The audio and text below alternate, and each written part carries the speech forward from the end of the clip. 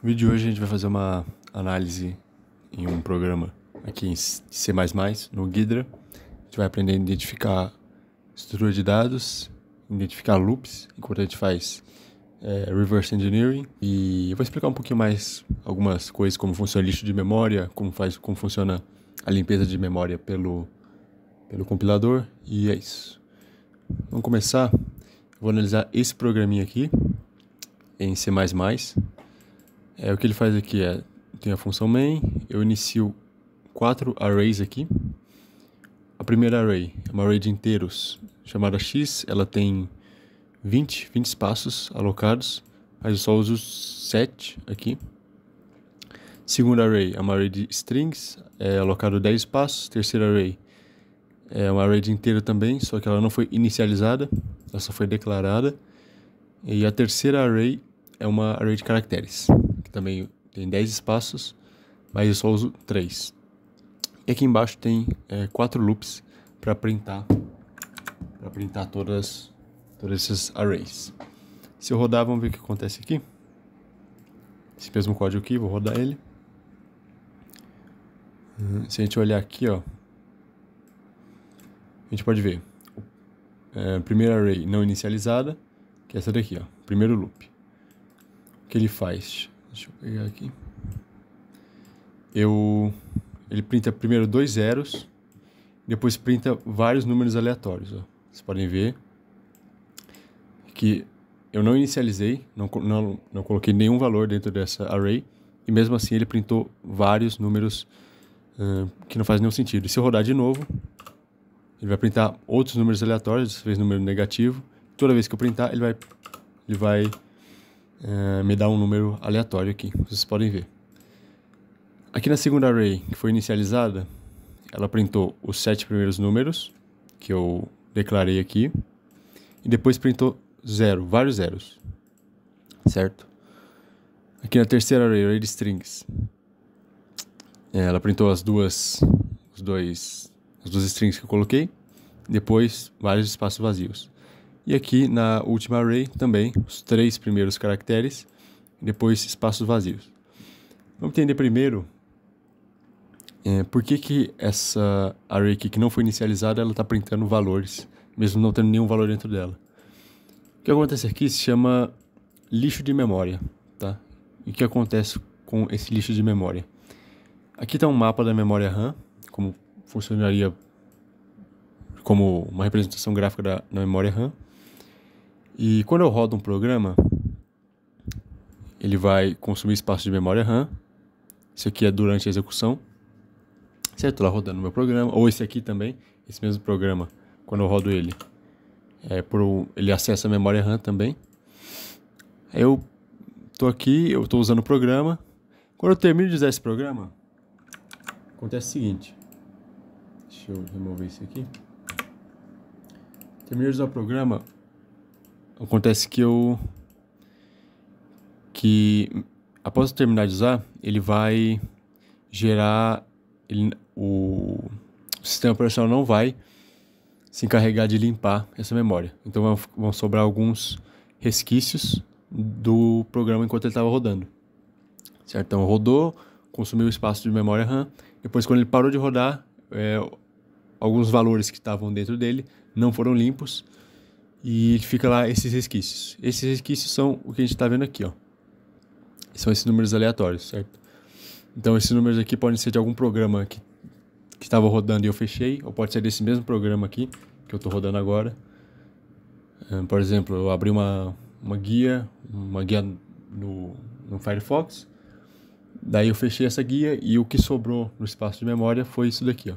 Aí ele está lendo desse espaço aqui, certo? Porque o compilador não se encarregou de limpar esse espaço. Já aqui, o compilador se encarregou de limpar, porque você está vendo que toda vez ele vai sempre printar 0. Isso porque durante a fase de compilação, essa array aqui e todas as arrays que são inicializadas, elas são limpas antes de ser alocadas qualquer valor. Então sempre que você inicializar uma array, sempre que você colocar algum valor, né? Inicializar mesmo, não só declarar. Quando você inicializar uma array, ela vai sempre compilador vai sempre se encarregar de limpar a memória RAM antes de continuar. Já quando você não inicializa, só declara, o compilador não faz esse processo. Vamos ver aqui no Ghidra como isso funciona, mas na prática. Eu coloquei o programa aqui, já fui direto aqui para a função main, que é a função principal, a única que a gente tem.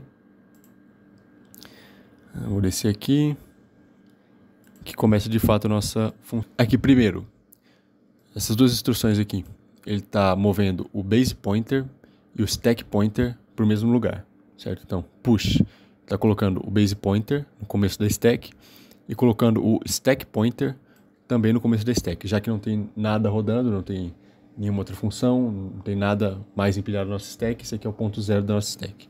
A gente pode ver isso aqui mais ou menos assim, ó. Vou criar aqui esse aqui vai ser a nossa stack, tá? Não tem nada ainda. Aí deixa eu pegar aqui. Aqui. Stack pointer e base pointer estão apontando para o mesmo local, tá? Aí quando eu colocar alguma coisa na minha stack, colocar qualquer valor aqui na minha stack, o que vai acontecer é que o meu stack pointer ele vai subir na stack e o base pointer vai continuar no mesmo lugar porque ele é a base da nossa stack, certo? Então, por enquanto, os dois, o stack pointer e o base pointer, estão apontando para o mesmo local, tá? Aqui embaixo eles vão colocar, o compilador colocou o programa colocou 3 registradores na stack, R13, R12 e RBX, que provavelmente vão ser usados como algum parâmetro mais para frente, a gente vai ver isso aqui. Aqui ele fez uma operação de subtração, subtract. Ele subtraiu esse valor aqui do stack pointer. O que é essa subtração aqui se representa? Representa uma alocação de memória. Então se a gente pegar esse número aqui, 268, vou colocar aqui na nossa calculadora, colocar em hexadecimal 268, vou ter aqui 616. Ou seja, o meu programa está alocando, isso aqui está alocando 616 bits de memória.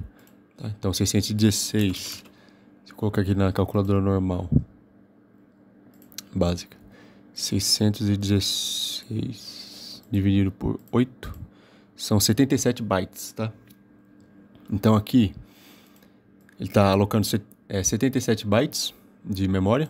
Essa alocação são essas arrays aqui, ó. Aloquei 20 espaços, aloquei 10 espaços, 10 espaços. Isso aqui tudo, no total, no nosso programa, ocupa 77 bytes, que é o que está sendo alocado aqui.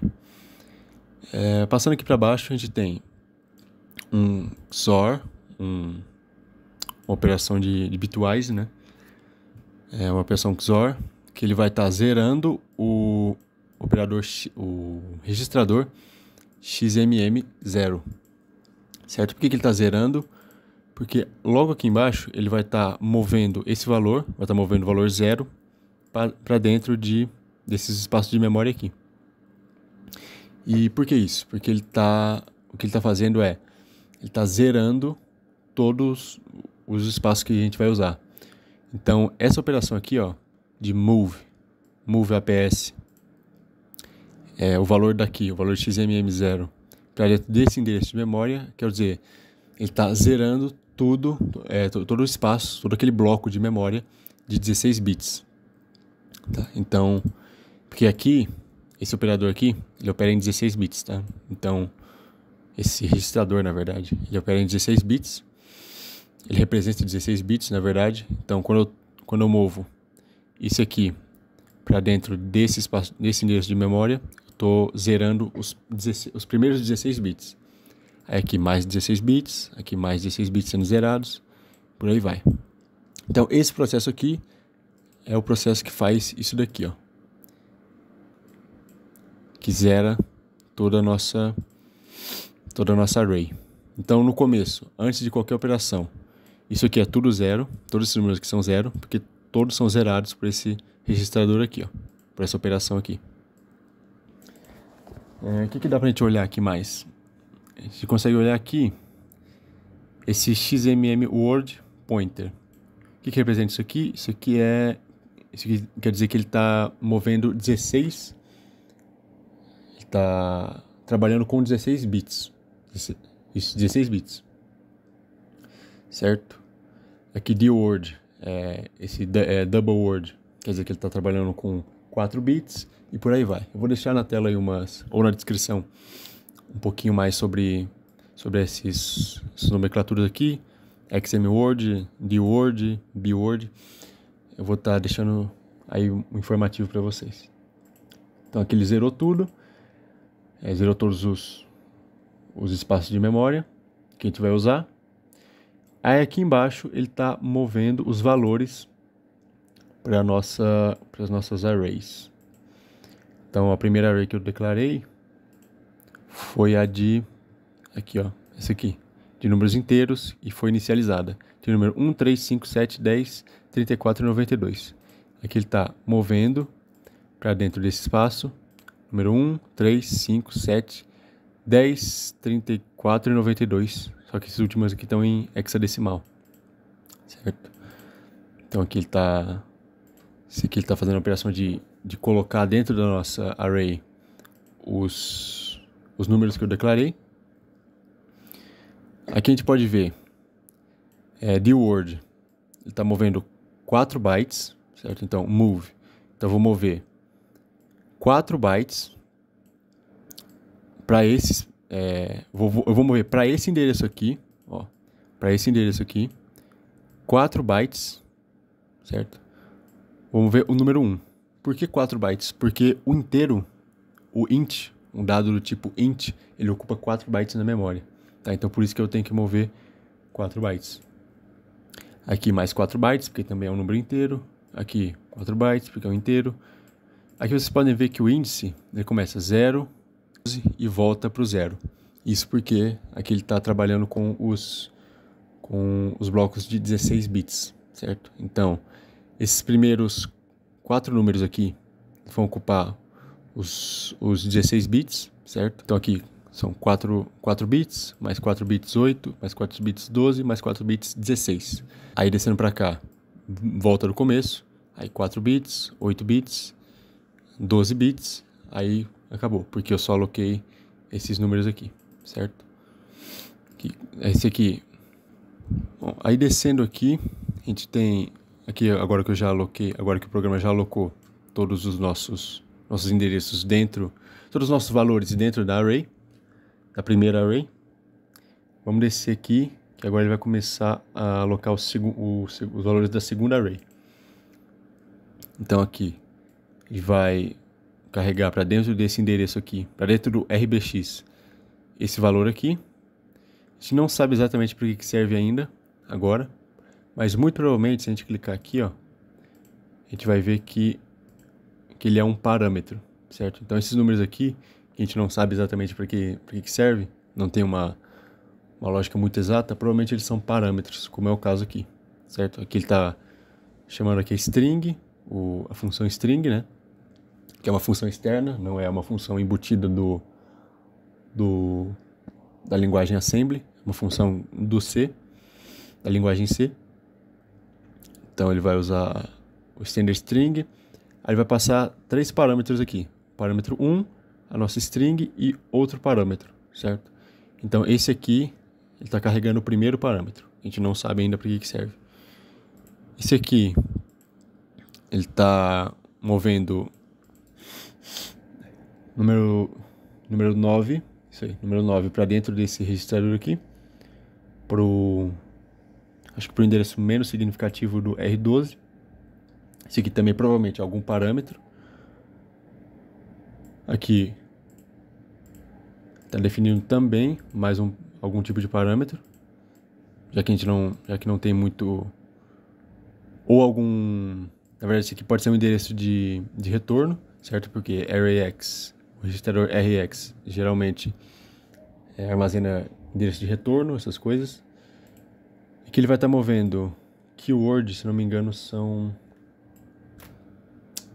Deixa eu ver.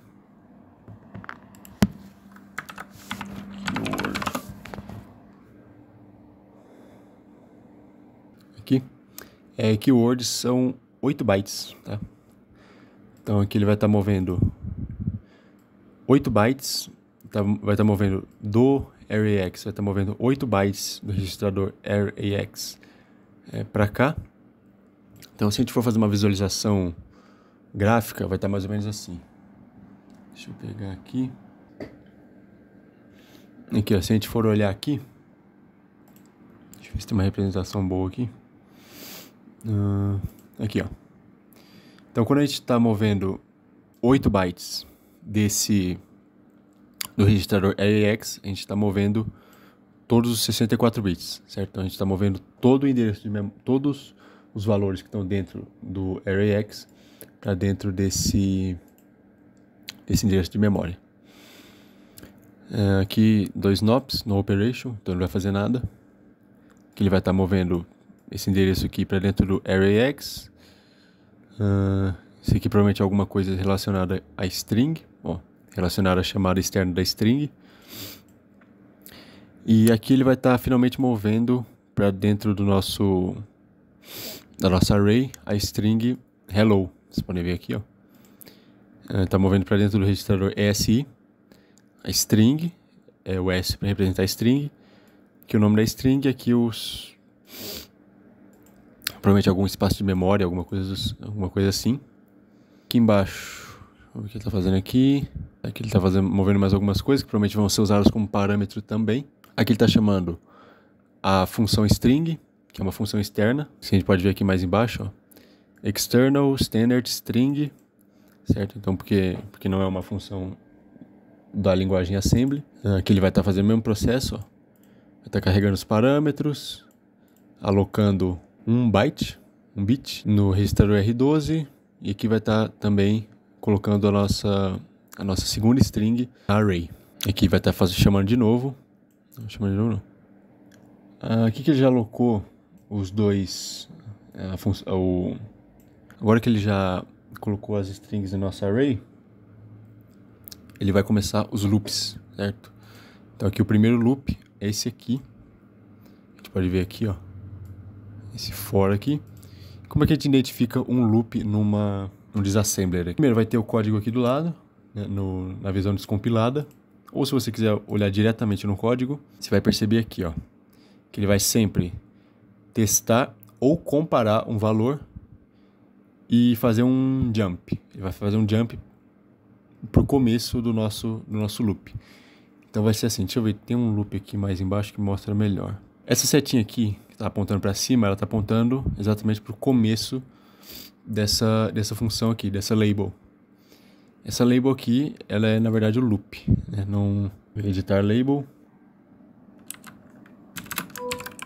Loop. Certo? Renomeei aqui para loop, para ficar melhor de entender. Então aqui, ele vai fazer todo o processo, todos os cálculos do nosso loop. Então se for um for loop, um while loop, ele vai fazer todo o cálculo aqui. Chegando no final, você vai sempre ver um compare e um jump if not zero. Ou seja, se não, ele vai comparar dois valores, que ele está comparando esse valor aqui com o valor do registrador ArrayX. Se não for igual, ele volta para o começo do loop, faz tudo de novo, depois compara e pula se não for zero. Tá? Então sempre que tiver um compare seguido de um jump if not zero ou de algum jump condicional, isso é um grande indicativo de que é um loop, e muito provavelmente sempre vai ser um loop quando você vê esse padrãozinho aqui, tá?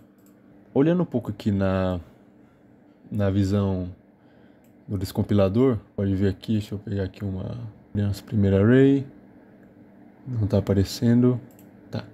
Mas aqui vocês podem ver aqui esse for loop, apesar do loop no meu programa original ele ser um enhanced loop, né? Então é um for in, né? Então for nums in y, ele vai printar todos os números.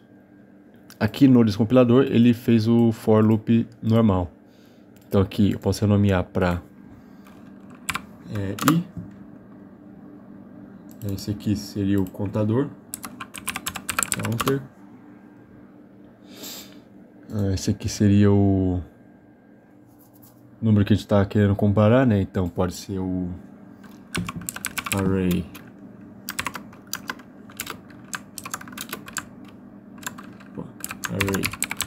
length. E aqui ficou bem mais fácil de a gente compreender, certo? Então, i vai receber o valor do contador, ou seja, o i vai receber quantas vezes a gente quer iterar sobre a nossa array. Depois, enquanto i não for igual ao tamanho da array, i vai aumentar em mais um, certo? Isso aqui é um loop, é um for loop padrão, tá? Cadê aqui? Então, esse for loop aqui, pode perceber aqui, ó, funciona do mesmo jeito, ele descompilou bonitinho, que a gente consegue entender exatamente como é que ele funciona. E ele vai fazer isso com todos os nossos dados aqui, que foram inicializados. Agora voltando um pouco aqui para nossa string, declaração da nossa string, vocês podem ver aqui no descompilador que ele está chamando um método, que é o método string, já que é uma chamada externa. Se eu der 2 cliques aqui, ele vai abrir a tela do método, de como o método funciona. A gente pode ver aqui os parâmetros que ele recebe. Então vai receber um ponteiro de string, um ponteiro de caracteres, e um ponteiro que vai ser o alocador. Então esse ponteiro aqui vai ser... Então o primeiro ponteiro provavelmente vai ser o espaço da memória, que vai estar a nossa string, o endereço de memória onde vai estar a nossa string. O segundo vai ser um ponteiro de caractere. Então, em assembly, não só em assembly, mas em linguagens normais, qualquer linguagem, array, ela é, acho que nas linguagens mais novas não, acho que Python não é assim, Java, se não me engano, também não, mas pelo menos em C e C++, strings são identificadas como array de caracteres. Então aqui ele vai estar, esse segundo